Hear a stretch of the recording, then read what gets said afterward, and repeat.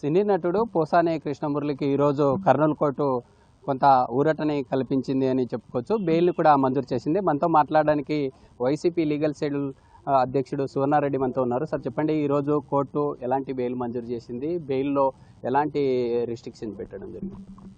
పోసాని కృష్ణమురళిపై మన ఆంధ్రప్రదేశ్లో దాదాపు 17 కేసులు రిజిస్టర్ చేయడం జరిగింది.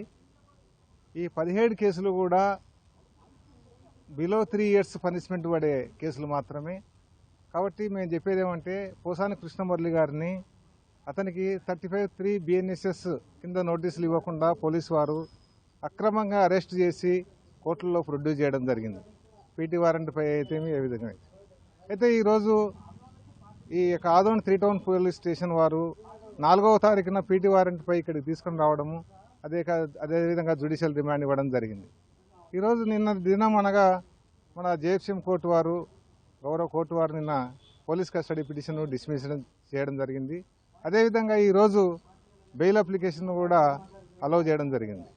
బెయిల్ అప్లికేషన్లో ఎలాంటి కండిషన్స్ లేకుండా ఈరోజు గౌరవ కోర్టు వారు బెయిల్ ఇవ్వడం జరిగింది. రాష్ట్రంలో ఇప్పటికే 17 కేసులు ఉన్నాయి. Already Posani Krishnamurali quash petition వేశారు. హైకోర్టు ఏమని సూచించింది? ఇప్పటికే కొన్ని కేసులు మాత్రమే ఊరట లభించినట్లుగా తెలుస్తూ ఉంది. మిగతా కేసుల వివరాలు ఎలా ఉంది?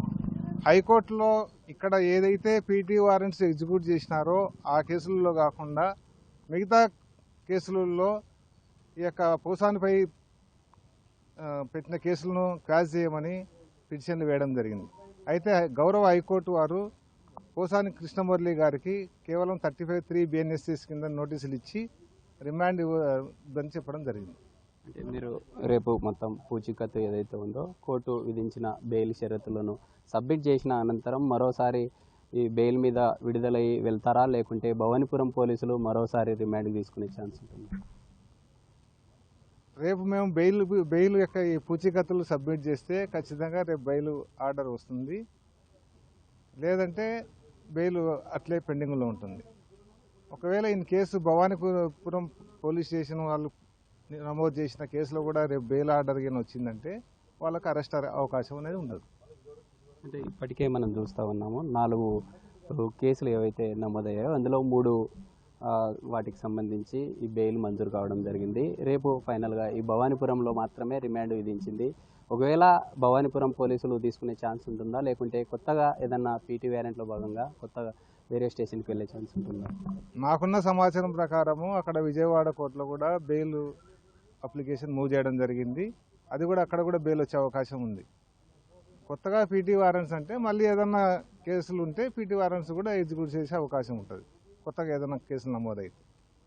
హైకోర్టు ఏమని చెప్పడం జరిగిందంటారు? అంటే ఎలాంటి నోటీసులు ఇవ్వకుండా డైరెక్ట్గా అతనికి పీటీ వ్యారెంట్లో భాగంగా అలా తీసుకొని వెళ్తున్నారని హైకోర్టు దీనికి సంబంధించి ఏదైనా మాట్లాడడం జరిగిందా? నిన్న మొన్న అంటే శుక్రవారం రోజు తర్వాత నిన్న ఇచ్చిన ఆర్డర్స్లో ఏదైతే పోసాని కృష్ణమురళిపై కేసులు పెట్టినారో ఆ కేసులలో అతన్ని అరెస్ట్ చేయకుండా 35(3) BNSS కింద నోటీసు ఇవ్వమని కోర్టు వారు ఆదేశించడం జరిగింది. అంటే ఓవరాల్గా 17 కేసులలో ఇప్పటికే కొన్ని ఏవైతే ఈ మొత్తం 17 కేసులలో కొన్నింటికి మాత్రమే క్వాష్ పిటిషన్ ద్వారా అక్కడ పీటీ వ్యారెంట్లు జారీ చేయకుండా చేయాలంటూ కోర్టు ఆదేశాలు జారీ చేసింది. మిగతా వాటి విషయంలో కోర్టు ఎలాంటి షరతులు ఇవ్వలేదు. అక్కడ పీటీ వ్యారెంట్లు జారీ చేసే ఛాన్స్ ఉంటుందా? ఎక్కడైతే ఆల్రెడీ పీటీ వారెంట్స్ ఎగ్జిక్యూట్ చేసినారో ఆ కేసులలో మాత్రమే హైకోర్టు వారు ఆర్డర్ ఇవ్వకుండా పెండింగ్లో పెట్టడం జరిగింది. మిగతా ఎక్కడైతే పీటీ వారెంట్స్ ఎగ్జిక్యూట్ చేయలేదో, ఎక్కడైతే కేసులు రిజిస్టర్ చేసినారో దాదాపు 10 కేసులలో కోర్టు వారు 35(3) నోటీసులు మాత్రమే జారీ చేయమని ఆర్డర్ ఇవ్వడం జరిగింది. అంటే అతను గతంలో చేసిన ఆ వ్యాఖ్యలను మీరు ఎలా చూస్తారు? మీరు సమర్థిస్తారా అతను చేసిన వ్యాఖ్యలను? మేము అనేది ఏమంటే, ఈరోజు ఆంధ్రప్రదేశ్లో రెడ్ బుక్ రాజ్యాంగం నడుస్తూ ఉంది. ఎందుకు ఈ మాట చెప్తా ఉన్నామంటే, ఇప్పుడు మాజీ ముఖ్యమంత్రి అయినటువంటి జగన్మోహన్ రెడ్డి గారి పైన కూడా జనసేన అధ్యక్షుడు పవన్ కళ్యాణ్ అయితేమి, టీడీపీ నాయకులు అయితేమి అనుచిత వ్యాఖ్యలు చేయడం జరిగింది. దానికి సంబంధించి మేము ఆల్రెడీ నవంబర్లోనే ఇక్కడ జిల్లా ఎస్పీ గారికి కంప్లైంట్ ఇవ్వడం జరిగింది. అదేవిధంగా రాష్ట్ర వ్యాప్తంగా అన్ని జిల్లా కేంద్రాల్లో ఎస్పీ గారికి కంప్లైంట్స్ ఇవ్వడం జరిగింది. కానీ ఇంతవరకు ఎటువంటి యాక్షన్ తీసుకోవడం లేదు. మరి చట్టం అనేది అందరికీ ఒకటే విధంగా ఉంటుంది కదా, మాకు ఒక చట్టం వాళ్ళకు చట్టం ఉండదు. ఒక అంటే గతంలో మనం చూసాము, ఎవరైతే ఇప్పుడు ప్రజెంట్ ముఖ్యమంత్రిగా ఉన్నవారు కావచ్చు, డిప్యూటీ సీఎం, వాళ్ళని దూషించడమే కాకుండా ప్రధానంగా సోషల్ మీడియా వేదికగా తమ ఫ్యామిలీలను కూడా దురుసుగా ప్రవర్తించారనేది వాళ్ళ వాదన. పోసాని కృష్ణమురళి గారు పవన్ కళ్యాణ్ కానీ, చిరంజీవి గారిని కానీ, అదేవిధంగా చంద్రబాబు నాయుడు గారిని, లోకేష్ గారు గారిని తిట్టడానికి ప్రధాన కారణం, దానికంటే ముందే పోసాని గారిని, అతని కుటుంబ సభ్యులను సోషల్ మీడియా వేదికగా చాలా అసభ్య పదజాలంతో తిట్టినప్పుడు దాంట్లో భాగంగా ఆయన దానికి వివరణ ఇచ్చే విధంగా, అంటే మీ ఫ్యామిలీ మెంబర్స్ను కూడా ఈ విధంగా తిడితే ఊరుకుంటారా అనే ఉద్దేశంతో మాట్లాడిన మాటలు తప్ప ఆయన ప్రత్యేకించి ఎవరిని దూషించింది లేదు.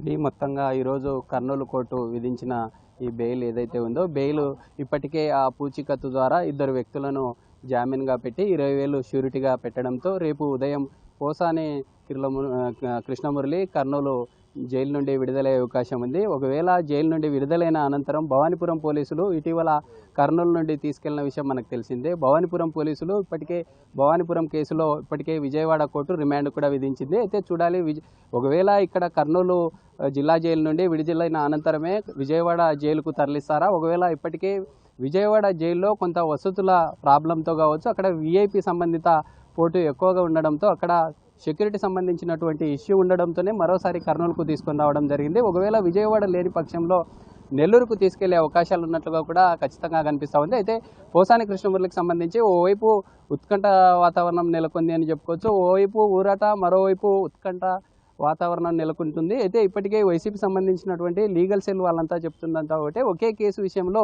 రాష్ట్ర వ్యాప్తంగా వివిధ కేసుల మీద తిప్పుతూ ఉన్నారు.